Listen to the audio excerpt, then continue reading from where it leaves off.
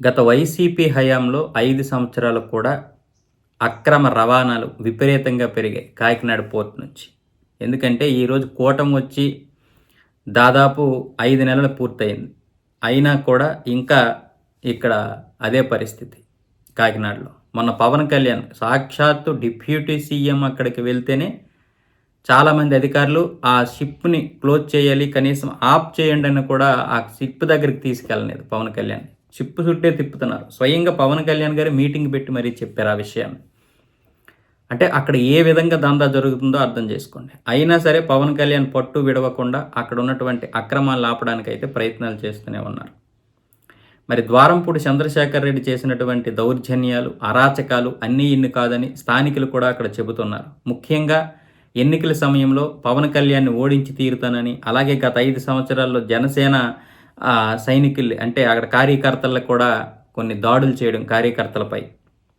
ఇవన్నీ కూడా పవన్ కళ్యాణ్ అవన్నీ దృష్టిలో పెట్టుకున్నాడు అనుకోవచ్చు. ఎందుకంటే పవన్ కళ్యాణ్‌ని కూడా వ్యక్తిగతంగా దూషించినటువంటి వ్యక్తి. ఇప్పుడు రాజకీయ నాయకులు చెబుతున్న మాట ఏంటంటే ద్వారంపూడి తన గోయి తనే తవ్వుకున్నాడు అనేది. అంటే పవన్ కళ్యాణ్‌తో పెట్టుకున్నాడని. ఈరోజు మనం చూసినటువంటి పరిస్థితులు చూస్తే అది ఒకవేళ వెనక ఎవరైనా ఉండగాని, పెద్ద పెద్ద శక్తులు ఉండని గాని, కానీ ఇప్పుడు పవన్ కళ్యాణ్ అయితే ఖచ్చితంగా దాన్ని ఎలాగైనా సరే అరికట్టడానికైతే పూనుకుంటాడు. ఎట్టి పరిస్థితుల్లోనూ అన్ని అధికారాలైతే తీసుకుంటాడు చంద్రబాబు నాయుడుతో మాట్లాడి. కాబట్టి ఏదైనా సరే ద్వారంపూడిని కాకినాడలో క్లోజ్ చేయడము అన్నది పవన్ కళ్యాణ్ పెట్టుకున్నటువంటి పెద్ద సవాల్. జగన్ ఏ విధంగా అయితే పాతాళానికి తొక్కేస్తానని అన్నాడో, అదేవిధంగా కాకినాడ ప్రాంతంలో ద్వారపూడిని ఇక పైకి రానివ్వకుండా చేయాలన్నది కూడా పవన్ కళ్యాణ్ ప్రతిజ్ఞగా కనిపిస్తుంది. ఎందుకంటే అక్కడ ఇంచుమించు ఇప్పుడు 4 సార్లు అక్కడ దాడులు జరిగాయి. కూటమి ప్రభుత్వం వచ్చి 5 నెలల్లో ప్రతి నెల ఏదో ఒక దాడులు జరుగుతూనే ఉన్నాయి అక్కడ.